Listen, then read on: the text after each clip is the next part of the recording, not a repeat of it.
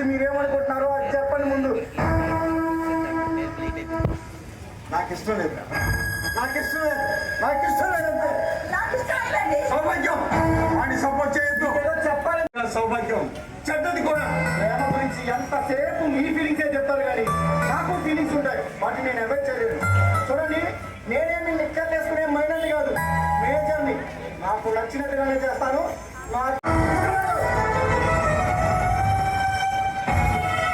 పెరుగుతున్న వాడి బరువు వస్తూ పంటి బిగుతో ఆపసోపాలు తట్టుకుంటూ వాడికి జన్మనిచ్చాడు. ఖాళీ స్థానం నుంచి మమతారావు తనకు అవతరించాడు. నీకు తల్లి అనే స్థానం తెచ్చిపోయిపోయింది. మరి నేను తల్లిని అనిపించుకోవాలి కదా, తల్లి అనే స్థానం నాకు తెచ్చిపోయిపోవాలి. అందుకే సౌభాగ్యం వాడి పట్ల నా ప్రయత్నం నేను చెప్తున్నాను. దయచేసి నన్ను తల్లి ఎవరికి రావచ్చాండి. ఎవరు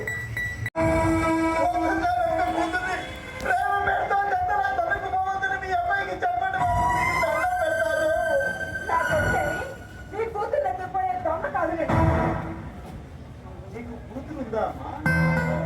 అంటే ఒకప్పుడు ఉండేది, అందుకే నీకు కూతురు జీవితం గురించి తెలియట్లేదు. అమ్మా ఇప్పటికైనా మించిపోయింది లేదు.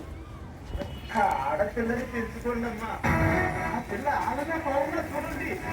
ఆ పిల్ల పెళ్లి పెద్దయ్యాక ఎవరైనా ప్రేమ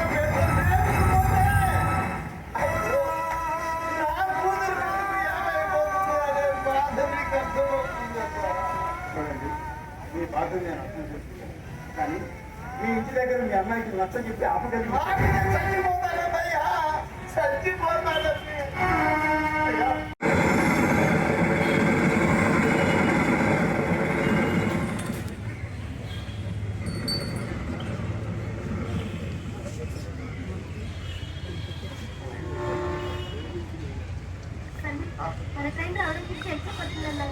గంట టైం ఉందన్నారు. అది అర్థం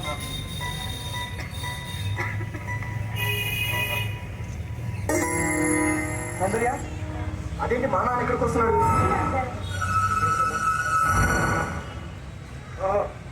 ఇక్కడ ఉన్నారా ఏంటి?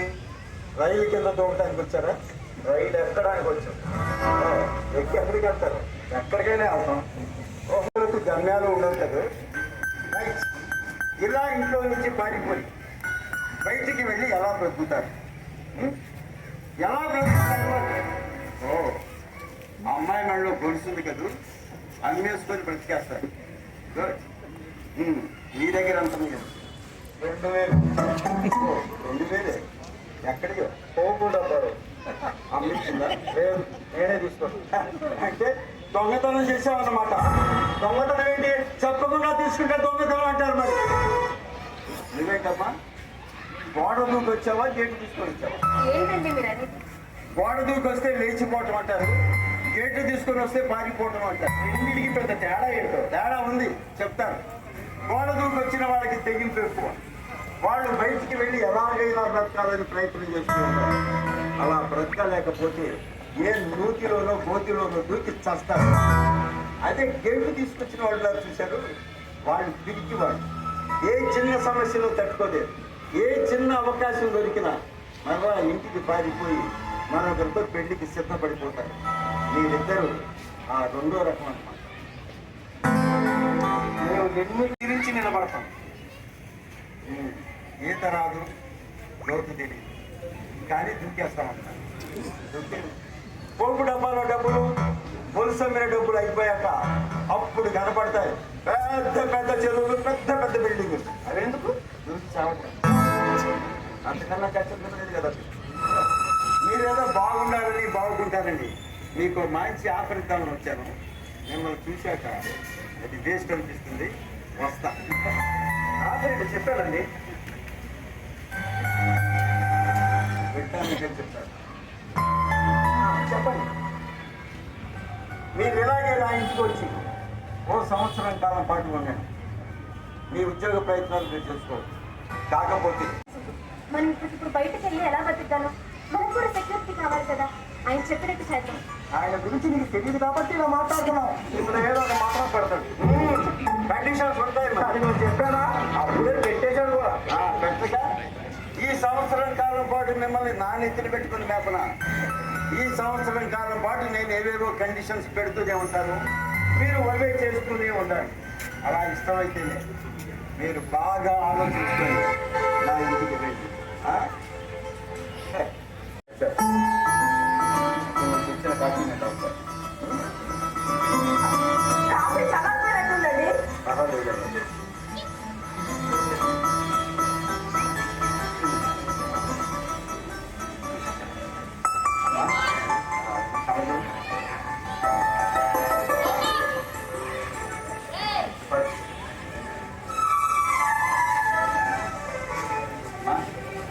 నాకు సేవలు చేసి ప్రేమని కాదండి, మీరు ప్రేమించిన మీ అబ్బాయిని మర్చిపోమన్నారు. మీరు నాకెంత బాధ కలిగి ఉన్నారు. తండ్రి కదా బాధపడతాడమ్మా.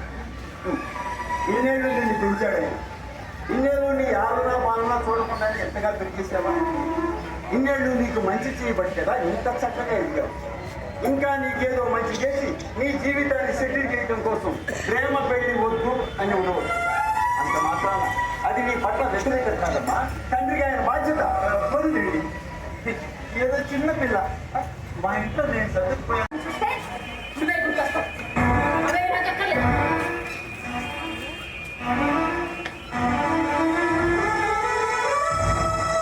శుభ్రాన్ని ఇంటికి తీసుకొచ్చి మరి సాధిస్తున్నాడు. మాట్లాడి సౌభాగ్యం మాట్లాడి. వాడు ఆ అమ్మాయితో బయటికి వెళ్ళిపోవాలని సరదా పడుతున్నాడు. వెళ్ళిపోవాలి. ప్రేమ ప్రేమ అంటూ అర్జెంటుగా ప్రేమించేసుకుంటారు. ఈ లోపంలో మనకి మనిద్దరని అనుకుంటూ యమ అర్జెంటుగా కాపురం పెట్టేస్తారు. అంతవరకు పర్వాలేదు. ఆ తర్వాతనే రేసు గుర్రాల్లో పరిగెడతారు. స్పీడ్ బ్రేక్ వస్తుంది. ఆ అమ్మాయికి నెల తప్పుతుంది. ఎస్, టెస్టులు, స్క్రీనింగ్, స్కానింగ్లు అన్నీ చేయించాలి. మందులు మాకులు కొనాలి. పళ్ళు పళ్ళ రసాలు పట్టించాలి. వీటన్నిటికీ చేతిలో డబ్బులుంటాయి. ఏ ఉద్యోగం లేని వాడి చేతిలో డబ్బులు ఎలా ఉంటాయి? అప్పులు ఎందుకు పుడతాయి? అప్పుడే ప్రేమికులకు మొట్టమొదటిగా నరకం అంటే ఏమిటో తెలుస్తుంది. వెళ్ళని వెళ్ళని సౌభాగ్యం ఆ సత్తా కూడా తెచ్చుకోండి. నేనేం బయటకు వెళ్తానలేదుగా. ఇప్పుడు నేనేం బయటకు వెళ్తానలేదు కదా. సౌందర్య, నువ్వు లోపలికి వెళ్ళు. నువ్వు లోపలికి వెళ్ళి సౌందర్య. వాడి ముసలైన జీవితం మంచి పొందుతారు.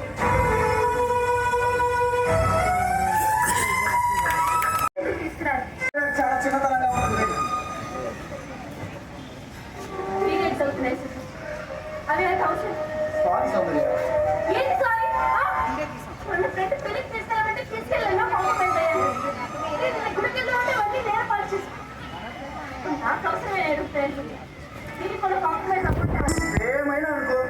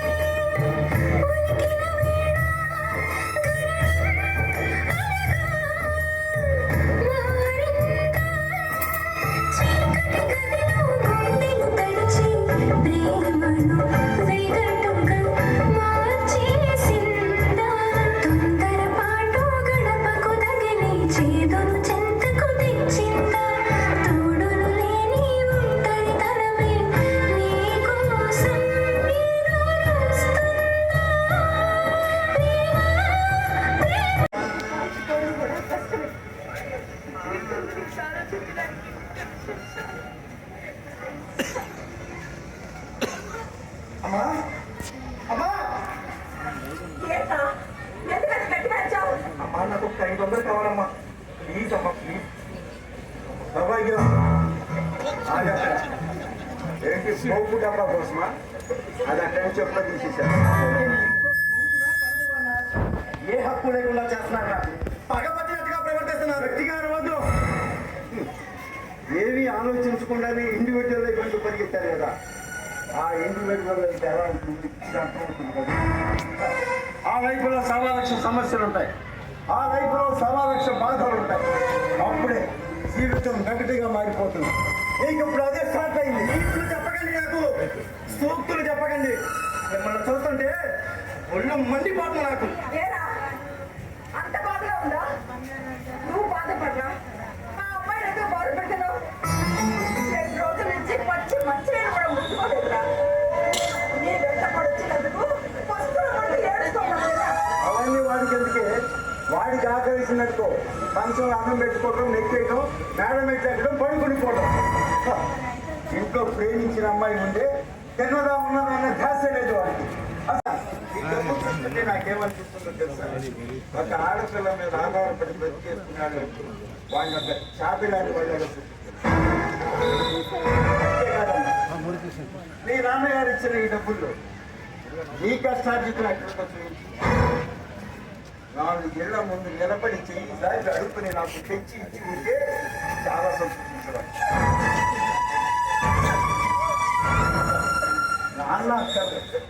నాన్న ఇచ్చిన డబ్బులు మాత్రం కావాలి. నాన్నగారు ఇచ్చేయి ఇచ్చేయి.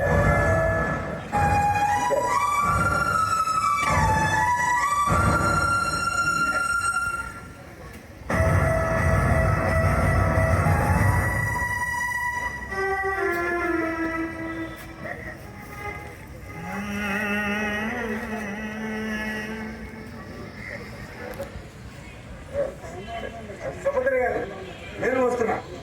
నన్ను అర్థం చేసుకో. తొందరగానే ఒక పరిష్కారం ఆలోచిస్తా. అర్థం చేసుకో. సౌందర్య నన్ను అమ్మాయి నువ్వు. నమ్ముతాను సార్, నమ్ముతాను. కానీ నమ్మకం అనేది పోయిన రోజు నాణ్యత నేను తీసుకోవచ్చు. సౌందర్య, ఇది భూదేవి సీతమ్మ తల్లికి ఇచ్చిన అమ్మటారాల మాధుర్యాలు ఉంటాయి.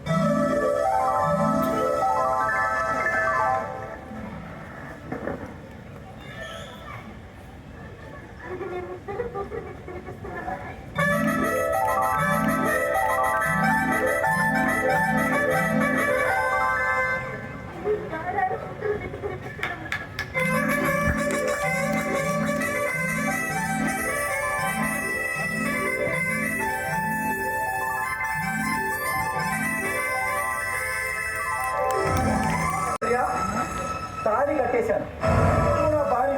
ఇక మనం ఉంటానికి ఒక ఇల్లు కావాలి, అంతే కదా? దీని మీద ఒక సంతకం పెట్టు. ఇక ఎల్లకాలం మనం ఈ ఇంట్లోనే ఉండిపోవచ్చు. ఏముందా? వీళ్ళిద్దరూ కాదు కాదు కాదు కాదు తాళి కట్టేసే కదా. మీ అత్త మామ నేను మానసికంగా వేధిస్తున్నారని, వేదనించి నీకు తెస్తుందని రాసిన రిపోర్ట్ దీని మీద ఒక సంతకం పెట్టు. ఇది ఎక్కడ కూడా అక్కడ ఇస్తాను. ఇక మీద పేరు అయిపోద్ది. నేను చూసుకుంటా కదా. చూసారుగా ఈ రిపోర్టు. ఇది కనుక పోలీస్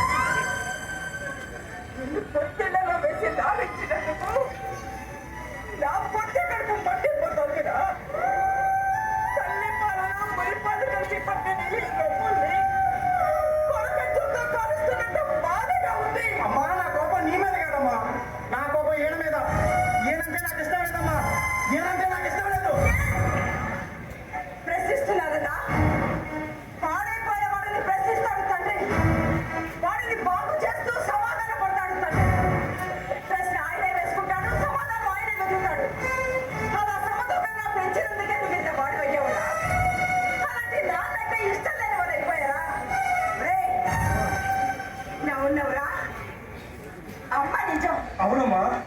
నాన్న నమ్మకం. అవునమ్మా. మరి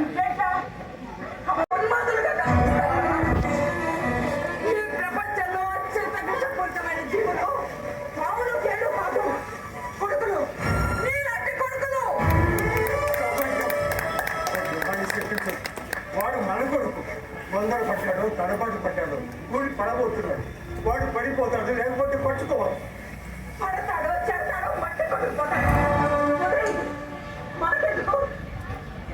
ఎంతో ఎటు కొలిస్తే ఆ దేవుడు పడుతున్నాడో లేదో నాకు తెలియదు. ఒక్కసారి నాన్నని పిలిస్తే ఈ దేవుడు పలుకుతున్నాడు రా. చెప్పుకోనివ్వండి, నా దేవుడి గురించి చెప్పుకోనివ్వండి. నాన్న తక్కువ అనే వాళ్ళందరికీ నాన్న ఎక్కువ చెప్పుకోనివ్వండి. సౌభాగ్యం వదిలే వాడే తెలుసుకుంటాడు. ఎవరు వాడా తెలుసుకున్నది? నాన్నని జైల్లో పెట్టాలని చూస్తే వాడా తెలుసుకున్నది? ఒరేయ్, నాన్న ఉంటేనేరా అమ్మ, నాన్న ఉంటేనేరా నీకు జన్మ.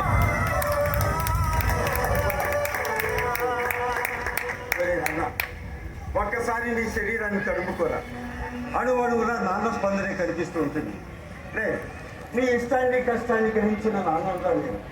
నువ్వు ఇంతగా ఉన్నప్పుడే నువ్వు ఎంత ఉన్నతంగా ఎదగాలని ఊహించుకున్న నాన్న గుండెలాంటి.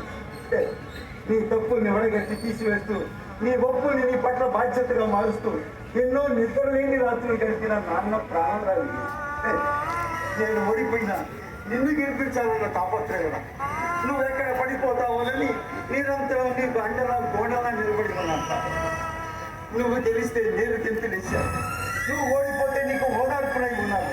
మరి నువ్వు వేసుకున్న చొక్కాలో నేనున్నాను, చొక్కా జేబులో ఉన్న రూపాయలో నేనున్నాను, నువ్వు నడిచే దారిలో నేనున్నాను, నువ్వు చేరుకునే కమ్మిలో నేనున్నాను. మరి ఎక్కడుందరా మన ఇద్దరి మధ్య ఎడపాటు? ఎందుకురా నాన్నని మాత్రం దూరం చేసుకుంటూ వెళ్ళిపోతున్నా? ఆయన చనిపోతే ఆ ఉద్యోగం నీకు వస్తుందని ఆలోచించిన గొప్ప త్యాగమూర్తిన మీ నాన్న. అలాంటి నాన్న ప్రేమకు అర్థం లేకుండా చేసేవాడు. నేను కొడుకును నమ్ముకోలేదురా, కొడుకు పట్ల బాధ్యతను నమ్ముకున్నాను. నా సగ జీవితం మొత్తం ఈ అమ్మకి ఏనాడు ఇచ్చేసాను. మిగిలిన సగ జీవితం నీకోసం, నీ భవిష్యత్తు కోసం కాకపోతే పడుతున్నాను. నాకంటూ నేనేమీ మిగిల్చుకోలేదురా, ఒక్క ఈ ప్రాణం తప్ప. ఈ ఇల్లు కూడా నీకోసమేనా? నీకోసమేనా?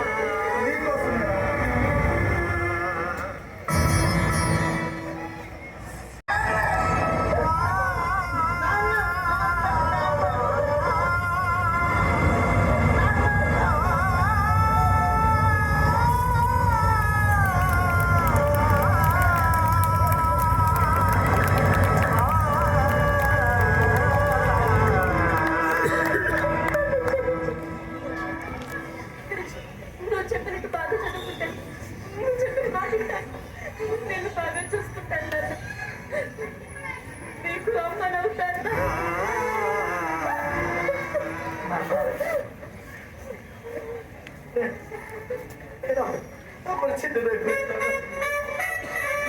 విలువ తెలుసుకోలేకపోయాను. నేను నడిచిన పరిగెత్తినా అదంతా నా గొప్పతనం అనుకున్నాను నాన్న. నేను ఎదిగి ఇంత ఎత్తున నిలబడితే ఇదంతా నేను అనుకున్నాను నాన్న. నేను అనుకున్నాను ఇదంతా నువ్వు పెట్టిన భిక్ష నాన్న.